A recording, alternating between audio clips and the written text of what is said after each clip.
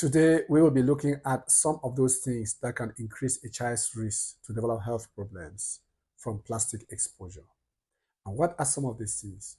One, very rapid growth occurs in children. From the moment the mother is pregnant or the lady is pregnant, when the child is developing in the womb, that is the fetus, to the time of delivery, infancy, and childhood, the rate at which the child is growing or developing is very, very fast. And this can increase risk if the child or the mother was exposed to some of these plastic products. Some of the chemicals in the plastics can affect the hormones, some parts of the hormones, and cause them not to function effectively. And this can increase the child's risk to develop some health problems like high blood, diabetes, problems of the heart and the blood vessels, cardiovascular conditions. Secondly, the immune system of the child is still very weak. And because of this weak immune system, its ability to break down and eliminate any foreign substances that can enter the body is very, very poor. And so this can increase disease risk.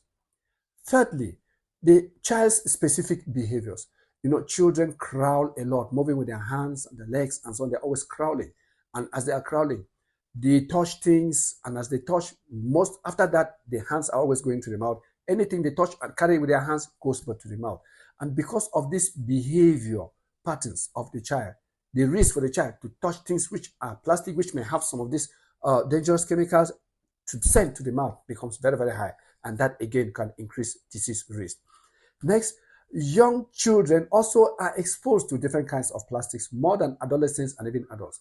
Most of us buy different kinds of plastics and give to our children to play with. And the more the kinds of plastics that we give to our children to play with, the higher the risk that the child is also exposed to, depending on the kinds of plastics that we are giving to these children to play with. Again, some of these plastics are also used to make things like disposable diapers, plastic toys, as I earlier mentioned, and some are even used to package foods that we use to feed these children. And so it becomes important for us now to begin to ask ourselves, how much exposure are my children having to some of these things and so on.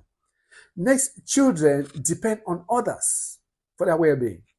And because children depend on others who may not even be aware of the health risks of plastic exposure, these children may be exposed to so many of these plastics, which may end up having a lot of health problems to this child or causing health problems to these children.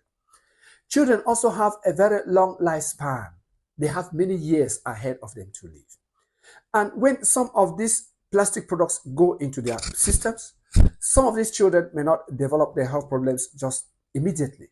But because of the fact that some diseases occur after a very long period of time, later on in life, some of these children may start developing some health problems because of exposure that occurred years ago. And that may cause people to start wondering. Remember, there are some health problems that are developing today because of yesterday's exposures. And some of tomorrow's problems will be occurring because of today's exposures. And so it's important for us to be aware of some of these things to see how we can reduce the risk to our children of developing